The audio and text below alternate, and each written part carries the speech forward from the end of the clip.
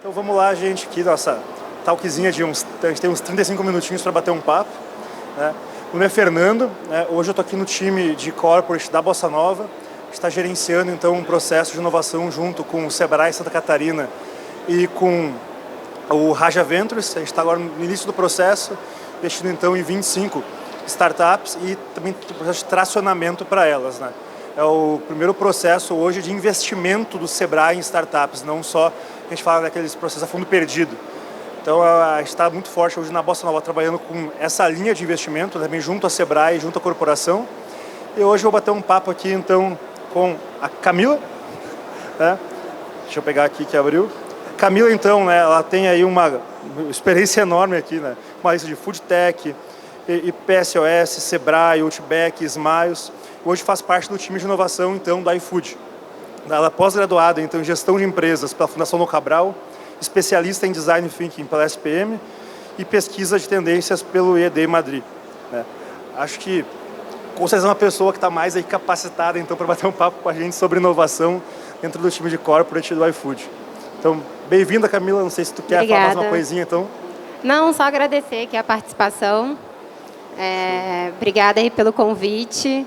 E estou aqui para tirar dúvida, bater um papo sobre tendências, inovações e como funciona lá a inovação no iFood, que eu sei que muitas pessoas têm curiosidade de saber.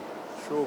Mas pegando um pouquinho então, né, do antes da iFood, porque eu vi aqui que passou por Sebrae, Outback, Smiles, que são empresas que parecem ser completamente diferentes umas das outras e também do iFood.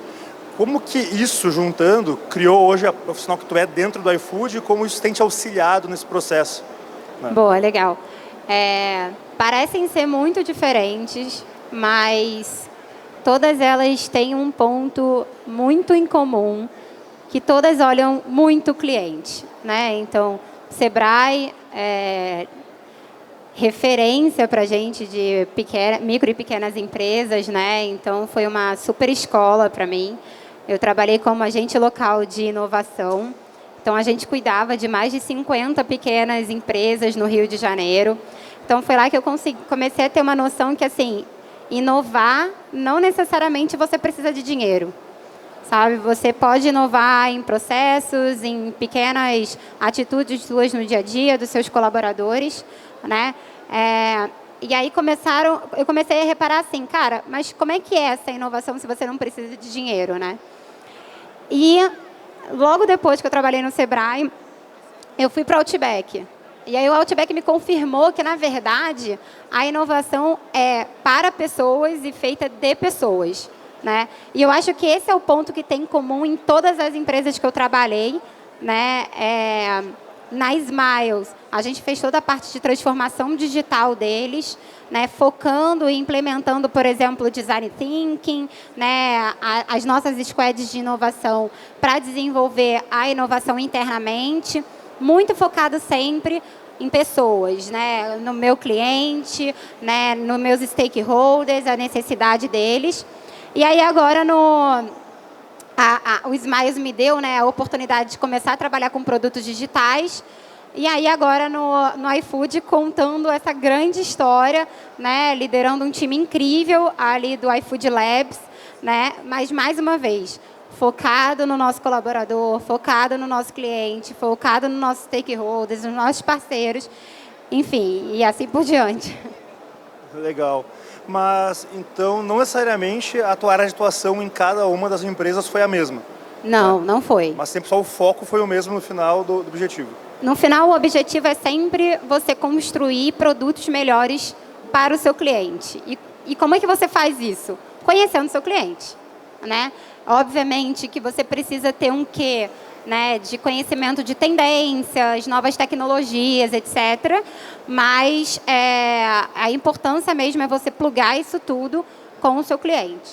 E aí o iFood, né, assim, já antecipando um pouco, né, a gente teve o crescimento muito forte na pandemia, mas o crescimento, na verdade, a pandemia ela só acelerou. A gente já sabia que o consumidor iria ter um hábito, né, de pedir comida em casa, mas isso a gente acreditava que ia demorar um pouco ainda, e aí veio a pandemia, deu uma acelerada nisso. Então, é a tendência do comodismo, né? A tendência da praticidade, que o iFood responde a isso.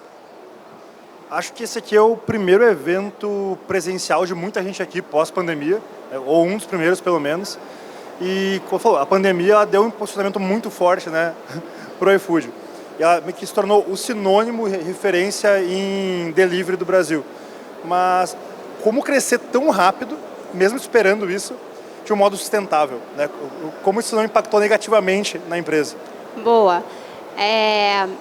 Como eu comentei, né, a gente já sabia que ia ter esse crescimento, já estava previsto esse crescimento ao longo dos anos. A pandemia veio para acelerar, né? Acho que todo mundo aqui pediu delivery, né? Pode ser sido no iFood ou qualquer outro aplicativo.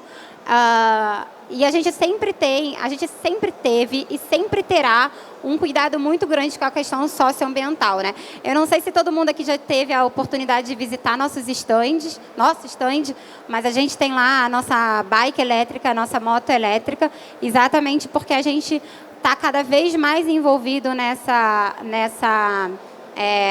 nesse tema, né? O iFood já investiu mais de 15 milhões em iniciativas ESG, né? A gente tem todo um trabalho regenera, a gente faz compra de carbono, né, totalmente sustentável de todas as entregas que a gente faz, enfim. E não só isso, né, não só a questão ambiental quando a gente fala de socioeconômico. Bem ou mal, a gente sabe que a gente foi responsável por uma grande parcela de sobrevivência dos restaurantes na pandemia, e não é à toa que hoje o iFood representa 1% do PIB. Então, tem uma questão, sim, ambiental, que a gente olha muito, mas também social, quando a gente fala, né, de manter os pequenos negócios, quando a gente tem, né, os nossos entregadores junto com a gente fazendo uma renda, quando a gente tem, né, se compromete com a sociedade na questão de redução de utilização de plástico, enfim, várias iniciativas nesse sentido. Primeiro, eu concordo com o aumento do delivery, eu ganhei uns 20 quilinhos na pandemia, mas quando tu fala, né, o iFood tem investido, né, 15 milhões em iniciativas ESG, mas isso é feito internamente hoje ou vocês terceirizam parte do trabalho com gestoras disso, ou você tem um setor? Como funciona isso hoje, Liliana? A gente tem pessoas específicas na empresa que cuidam só desse tema, é o nosso time de IME, que olha não só a parte sustentável, mas também de educação, de desigualdade. Então, a gente tem muitas iniciativas, por exemplo, a galera de tech, né? A gente dá bolsa para as pessoas, né, que necessitam de estudos para se desenvolverem em tecnologia, para que a gente consiga cada vez mais ter melhores profissionais do mercado e que essas pessoas também possam trabalhar com a gente. Então, existem muitas iniciativas, tanto interno quanto externamente, e tem uma equipe dedicada só a isso.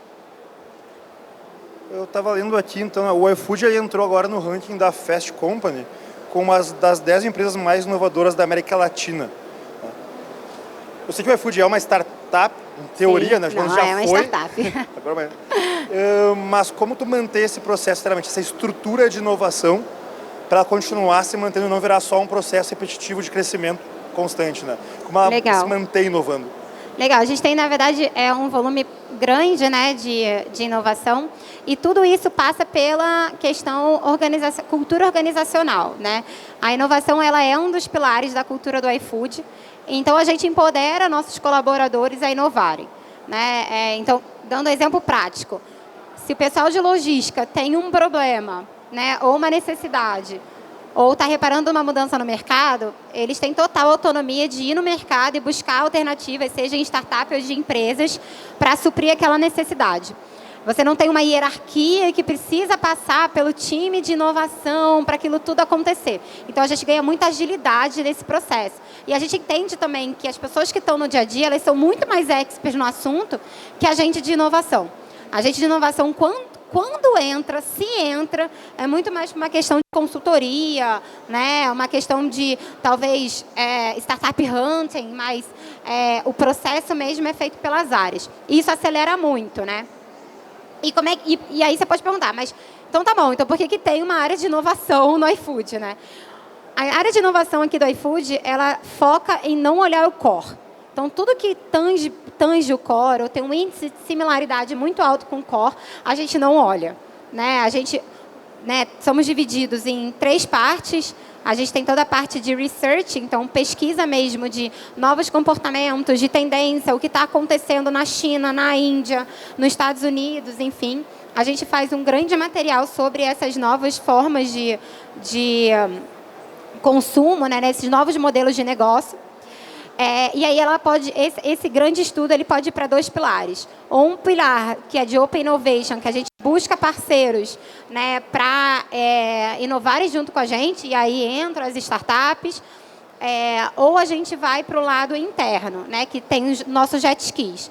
E o que é o jet ski? É um time multidisciplinar que tem como objetivo desenvolver produtos internamente. Então, esse time tem gente de desenvolvimento, gente de inteligência artificial, de design, de negócios, e que vai desenvolvendo o produto, fazendo MVPs, até que a gente consiga comprovar que aquilo ali é escalável, né? E aí, sendo escalável, ele vira uma BU.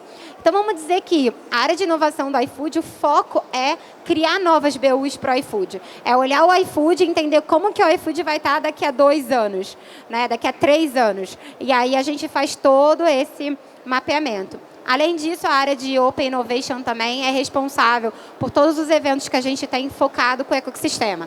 Hackathon, Pitch Day, Speed Dating, relacionamento com universidades, etc. Então, é assim que funciona, é assim que a gente ganha agilidade, né? Porque a inovação ela faz parte, de fato, da nossa cultura. Agora vai uma dúvida minha mesmo aqui. Eu já tive startup antes de ir para a Bossa Nova, depois a gente finalizou ela, abriu outra, a gente vendeu e continuou a operação depois. A gente tinha essa coisa de todo mundo poder inovar dentro e não ter todo um processo de ter que passar pelo CEO, passar pelo CEO, pelo CTO, para poder fazer algo novo. Só que era muito difícil controlar isso com 10 pessoas. Já com 10, daqui a pouca gente. E daí, o iFood hoje tem não sei quantas mil operando e ainda assim opera dessa forma. Sim. Como vocês olham para isso e conseguem manter o controle para não virar o caos na empresa, né? Então, hoje somos 5.000, né? Como é que a gente faz, né? Assim, a gente tem uma máxima que somos adultos responsáveis. Então, para você validar qualquer coisa, a gente é muito focado em dado. Data-driven total. Então, se eu chegar hoje para o Fabrício, para o Bruno Henriques, que é o vice-presidente de Growth, e quiser apresentar alguma proposta para ele, eu tenho que estar muito embasada, né? E eu acho que é isso que acontece. A gente empodera as pessoas para terem esse embasamento. E aí elas são livres para fazer os testes que elas precisam para aquele problema, né? O investimento vem se de fato aquilo ali se prova valor. E aí, para se provar valor, a gente é bastante crítico, né? A gente tem fóruns que... qual é o CTR, qual é o CR, qual é o CAC, enfim, todos esses indicadores de um mundo digital, para, de fato, a gente entender assim, que vale a pena ou não vale a pena. Mas eu acho que mais do que isso, Fernanda, assim, a gente fala muito de investimento, mas sendo muito honesto, né? A gente está com muito dinheiro no Brasil. As startups estão com muito dinheiro, muito investimento, e eu acho que o iFood tem de melhor são os assets internos, né? É a quantidade de clientes que a gente tem, é a quantidade de parceiros que a gente tem, é a indústria junto com a gente. Então, o que a gente mais pode dar para uma startup hoje é abrir a porta para ela, né? A gente tem um grande case aqui internamente, que é o Vantagens do Chefe. Vantagens do Chefe é um grupo não, desculpa, é um clube de vantagens dos parceiros restaurantes que o iFood entra em contato com startups, a gente consegue alguns descontos para alguns serviços dessas startups e oferece para os nossos parceiros. Então, assim, um parceiro que tem, sei lá, uma gestão de marketing, do nada ele se vê com 100 novos clientes. Poxa, para uma startup que está começando, que está se desenvolvendo, isso é muito melhor do que você, de fato, ter talvez um cheque de R$1 milhão, até por causa do aprendizado que você tem. Então, assim, a gente tem grandes números, a gente já tem mais de 7 milhões em negócios feitos através dessa plataforma. São 40 mil parceiros que já usaram essa plataforma. Então, assim, quando uma startup vem conversar com a gente, tem um monte de startup aqui, vem conversar com a gente, eu falo, olha, eu tenho mais asset do que dinheiro. serve para você? Eu consigo te abrir portas muito mais do que te dar dinheiro. Pode ser, você está comigo? Eu te ajudo a crescer. Então, eu acho que é muito mais nessa linha que a gente consegue fazer negócios dentro de casa do que, de fato, simplesmente comprar, sabe? A gente tem a ADA. Então, você vê assim, eu tenho desde robô até um e-commerce. Então, é muito mais olhar a oportunidade, quanto aquilo vai me dar de retorno de negócio. Hoje eu não foco nem a financeiro, de negócio, para o nosso negócio iFood. Quanto vai ajudar aquilo no nosso crescimento, tá? Então, assim, hoje a gente não tem um processo bem definido, mas a gente tem relacionamentos com mais de 100 startups hoje no nosso portfólio. Tu falou aqui, né, desde o robô até o shopping, o marketplace. Como que tá os testes de vocês na parte de robótica? Entrega aí pro drone?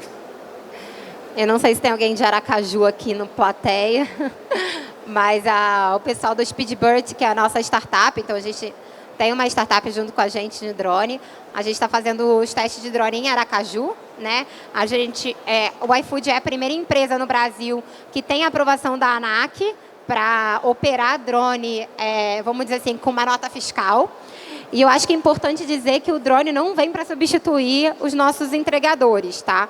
Essa coisa de você ter uma drone que vai bater na sua janela, a gente está muito distante disso. Na verdade, o drone vem ajudar a primeira parte da logística, do trânsito. No Nordeste, a gente tem muito essa coisa de ponta, né? Então, você tem ferries, né, que atravessam. Então, o drone vai poder fazer esse trabalho, que é o trabalho que a gente faz em Aracaju. Então, sim, a gente está desenvolvendo, né, toda essa parte de entrega. A gente tem a ADA, que é o nosso robô. A gente está muito de olho nessa questão de robótica dentro dos restaurantes. Só que a gente tem uma questão legal, a gente tem uma questão burocrática, a gente tem o 5G, né? Assim, robô precisa de um IoT forte, a gente precisa de um 5G forte. Então, tem uma questão estrutural mesmo acontecendo. Mas, obviamente, né, e até a minha área que é responsável por isso, hoje eu sou líder de research, então eu olho as tendências, olho para onde estão indo os investimentos externos, etc. Ano passado a gente teve, né, um dos maiores investimentos em inteligência artificial foi em food tech, foi para a robotização de cozinha de restaurante, vamos assim dizer. Eu vou te responder assim, Fernanda, a gente já esteve mais longe. A gente esteve mais longe, mas, de fato, a gente ainda precisa de um amadurecimento de uma forma geral. E eu acho que tem uma questão também, lembrando a primeira ponta que eu falei lá de consumidor, né? E aí eu até tenho um case do Outback, eu trabalhei no Outback na parte, né, de novos negócios lá. E em fevereiro de 2020, a gente fez um sprint design, né, para saber se a gente não conseguia mudar o cardápio do Outback para um cardápio digital, né, e era para pedir por tablet. E aí a gente teve os testes, fez os sprints, desenhamos, fizemos o protótipo e fomos testar com o cliente na semana. E eram 2 cardápios, um cardápio de papel físico normal e um cardápio digital. O cardápio digital foi, assim, crucificado. Não, eu não vou ter isso, eu gosto que quando o waiter desce aqui na mesa, conversa comigo, eu peço, e aí eu fico com o cardápio, e nananana. Beleza. Pulamos para março, pandemia. Agora todo mundo tem cardápio digital, né, gente? Então, tem uma questão também do amadurecimento da sociedade, né? O amadurecimento do nosso comportamento. É aquele lance assim, tem um robô fazendo o drink para você e tem um barman. Até você experimentar o drink do robô e, de fato, ver que aquilo ali vai estar sempre padronizado, sempre bom, sempre do jeito que você quer, você vai ter que degustar. E isso demora um tempo de você abrir, né? Tem um ditado que as pessoas não têm medo da mudança, elas têm medo de mudar, né? Então, é mais ou menos isso. A gente precisa de um amadurecimento também quando a gente fala de robotização, de nosso robô ADA, o drone, enfim. E toda a parte legal, obviamente. Quando a gente fala de robótica, você falou para dentro da porta do restaurante, não a entrega. Hoje você tem um case já rodando em algum lugar, tem algum teste, um sandbox?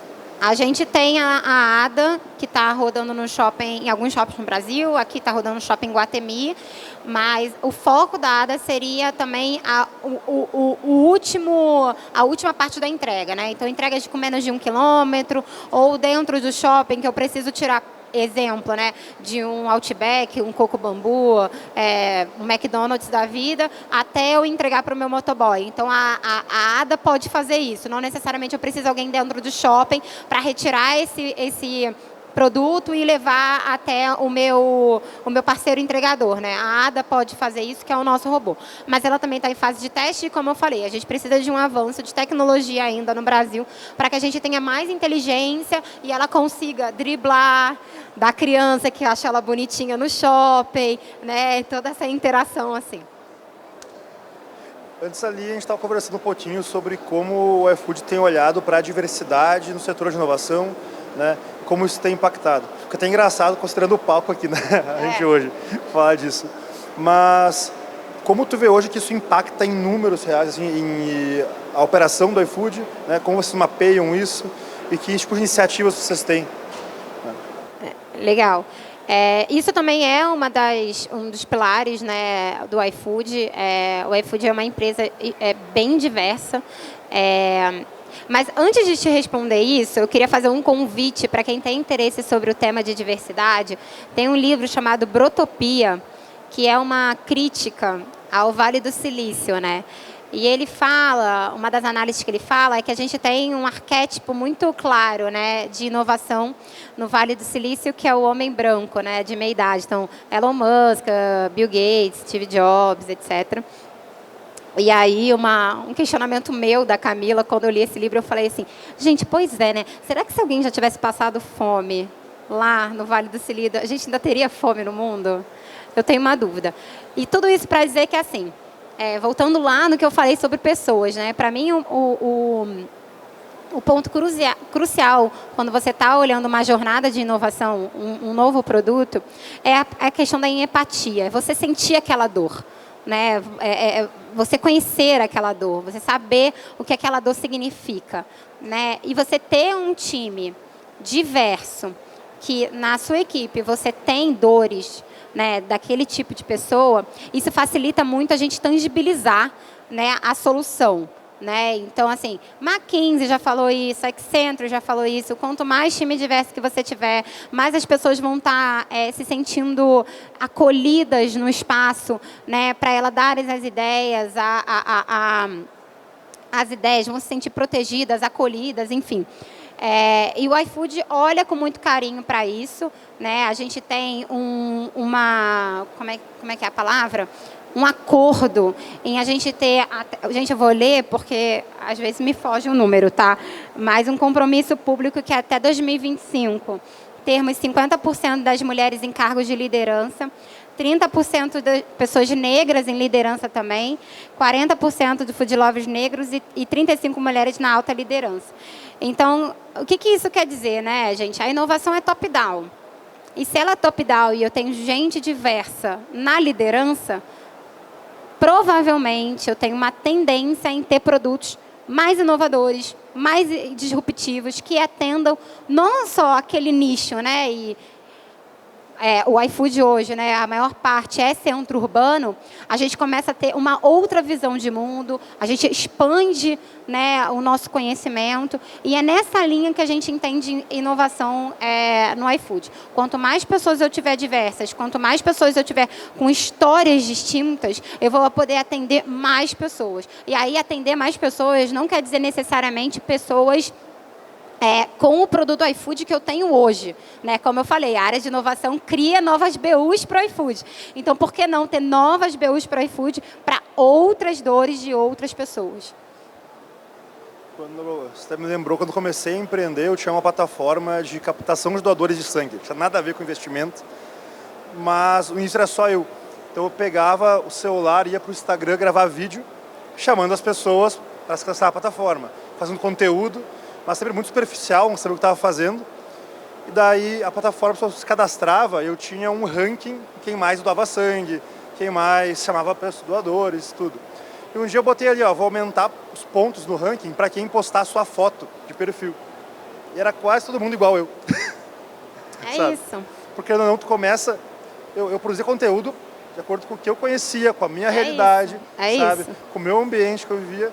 Então, tu cria uma segregação praticamente em cima disso. Tu tem que trazer diversidade para tu se comunicar com gente diferente, para conseguir trazer soluções para problemas de pessoas diferentes também. Você quebrar barreiras mesmo, né? Trazer as pessoas para inovarem junto com você. E aí, me estendendo um pouco nesse assunto, mas está muito em voga a questão do futebol, né? Assim, a final, né, do Mundial eram 2 mulheres liderando os times. Isso é uma super quebra de barreira, né? Num mercado que é extremamente machista. E você vê, se os 2 times liderados por 2 mulheres chegaram à final, é porque a gente faz alguma coisa certa, né? Vamos concordar aqui que a gente faz alguma coisa certa. Então, eu acho que essa provocação tem espaço para todo mundo. Agora, você tem que abrir esse espaço, você tem que sair do seu cômodo, né? Daquela questão de 4 paredes. E graças a Deus o iFood nos dá essa possibilidade da gente sair só daquele núcleo São Paulo, daquelas pessoas que se formam nas mesmas faculdades e a gente começa a expandir, né? E mais ainda, que agora a gente tem, a gente trabalha de casa, então a gente consegue contratar pessoas do Brasil afora. Tem gente na nossa equipe que é fora do Brasil, enfim. Isso é muito, muito bacana. Isso dá uma outra visão para o time. Legal. Então, assim, acho que última perguntinha para ti, acabando o tempo. Considerando que acho que a maior parte do público aqui vem de startup, como que elas podem fazer para se comunicar com vocês, para entrar em contato e o que elas precisam para isso, né? Se tem, né, algum mínimo necessário de faturamento, de estágio, de projeto, e como é essa relação com vocês? Não tem nenhuma regra. A gente olha para tudo aquilo que é interessante, né? Você tem que ter um diferencial. Eu acho que tem que ter um comportamento empreendedor, até porque um comportamento empreendedor é o que a gente busca, por exemplo, quando a gente vai contratar pessoas para o iFood, né? A gente tem um desses pilares é o empreendedorismo. Para se conectar com a gente é só entrar no ifoodlabs.com.br. Você pode cadastrar sua startup lá.